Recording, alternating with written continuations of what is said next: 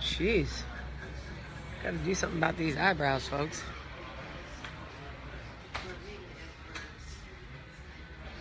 Good morning. Holy freckles.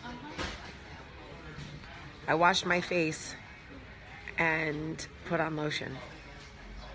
And look at all these freckles and sunspots. Good morning, everybody. Good morning. I am all, Christy, that is the truest thing you have ever said. You ain't never lied with that one, Christy. You ain't never lied. I am all Girl Scouted out. Good morning, everybody, and welcome to Coffee Talk. Today is Monday. It is Monday. I am still in Savannah. I had a great time in Savannah. I feel very lucky that I got to see this city. We got to sleep in this morning, so I slept till, I'm still in Savannah, I slept till 8:14, I think. I had a dream that I woke up at 6:45 and called my boss, and then I got up this morning. Do you ever do that? Then you get up and you're like, did I do that? Did I legit call him? Because it felt real. My calf muscles hurt so bad from walking in bad shoes. I don't know what I was thinking, but I have been walking around Savannah. You can't see because my fat finger is blocking them. In flat shoes. Y'all, my calf muscles are killing me. Okay? Killing me. We are going home today, and I'm so excited. Not because I don't love Savannah, but because honestly, I was in LA and New York for 5 days before we left for Savannah, and I haven't been home. I miss my dog. I legit think my dog thinks I'm dead. Do you have nothing better to do? Than what, Linda Brown? Nothing better to do than wake up, drink coffee, do coffee talk, show you my shoes. What? Anyway, yeah, so these shoes have zero support. So my calf muscles are killing me. I don't know what I was thinking. I guess I thought maybe I would be cute walking around Savannah. But the truth is I was not, because instead I was limping. All right, so y'all, let's just ignore Linda. Okay. But anyway, if you get a chance to check out Miss Your Dog, Not Your Kids.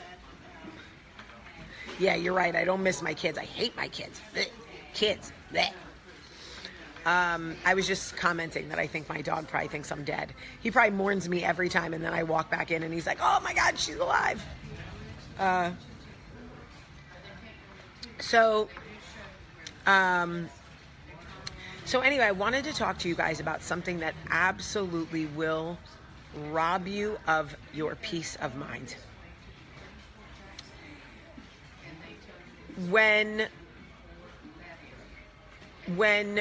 Yes, I went to Tibby Island, yes.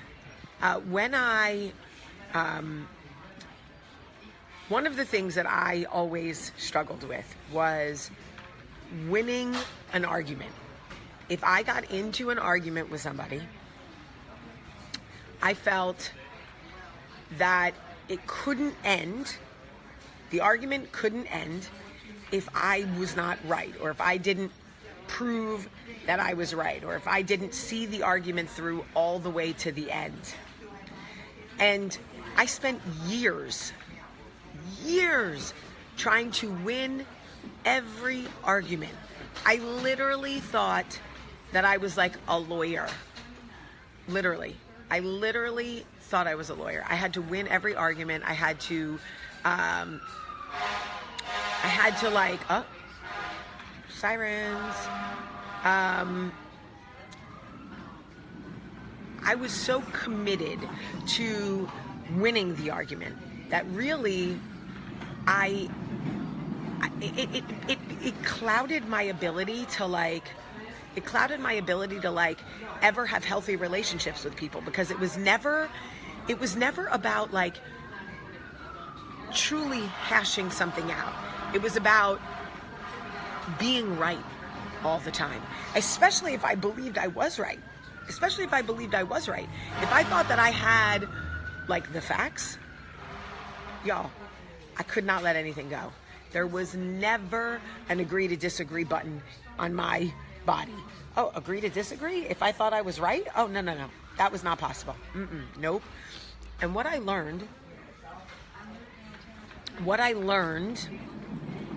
is that the biggest threat to your joy is needing to be right all the time.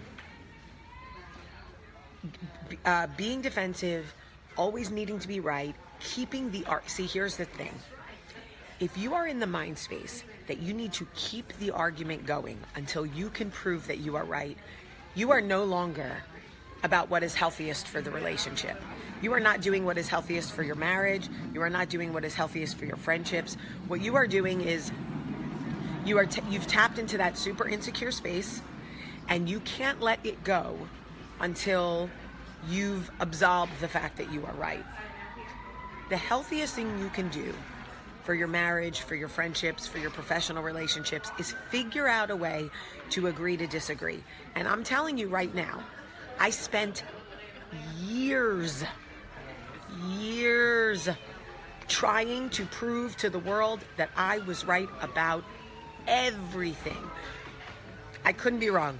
And I was going to keep the argument going. I was going to bring it up every time until I could prove that I was right, until somebody conceded. Okay? I needed somebody to concede. I needed somebody to admit they were the loser and I was the winner. And this sometimes would keep arguments going for years. 4 years. At the expense of my own happiness. I wasn't even happy. I just had to be right. And I am telling you that it robbed me of happiness. It robbed me of relationships for years. I was so unhappy. And when I look back at so many relationships that fell apart, I'm like, I wonder why they fell apart. You don't have to wonder, Jamie. They fell apart because you needed to be right all the time. And it was your constant need to keep bringing up the same fights and the same conversations because you had to be right.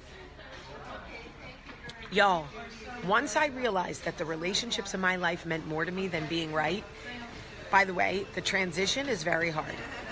It's very hard to go, okay, from now on, I'm not going to need to be right. There's a small space where you make that conscious decision, and it is the most insecure time of your life because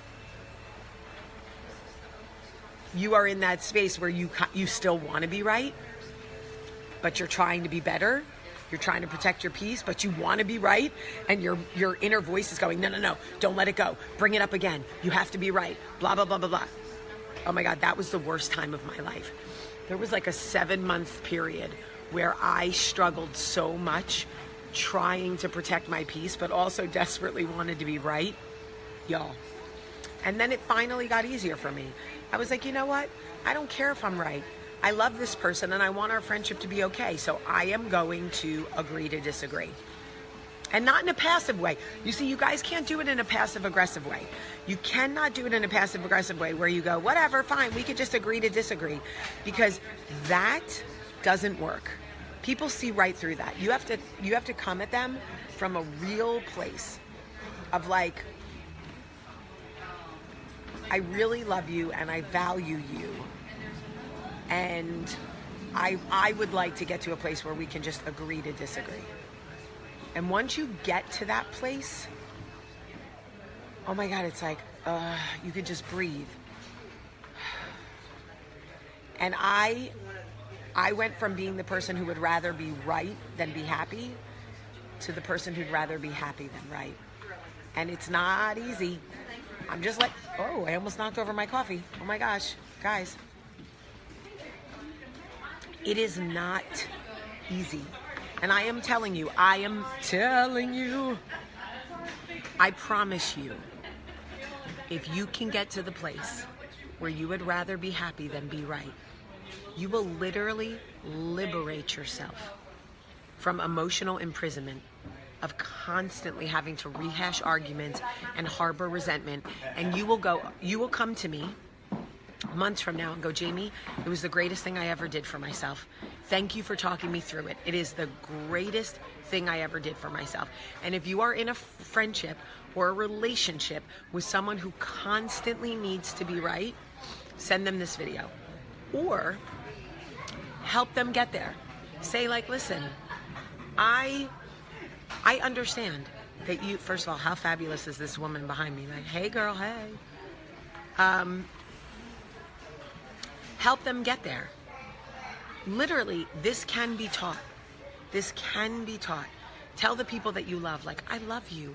I would so much rather us be in a healthy space than have one of us be right. So let's figure out a way that we can get to a place where we can agree to disagree. It's not easy. Nobody ever said this shit was easy, y'all. Nobody ever said this shit was easy.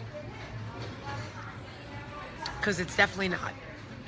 And professionally, I have had to learn to relinquish so much of wanting to be right because I just want peace in my life.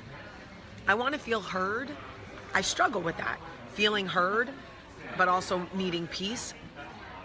But I'm telling you, once you get to that place, it is like the healthiest thing you can do for yourself. I don't know if she's a movie star, but she wants to be. And I like it for her. I like her jacket and her sunglasses. I'm rooting for her. I know there's a reason that you're listening to this video right now. Somebody, don't type in Coffee Talk. You have to type in my name. You have to type in Jamie Premack Sullivan, not Coffee Talk. Listen, there's a reason you're listening to this video right now. This video came to you at a time because right now some of you are struggling with wanting to be right and wanting to be happy. And I am telling you, life is too short. Focus on being happy. Protect your peace at all costs. Hey girls. You ready to go? Okay. All right, my nuggets are ready to go. I love you guys so much today. I love you. Love you, love you, love you. Have such a great, great day.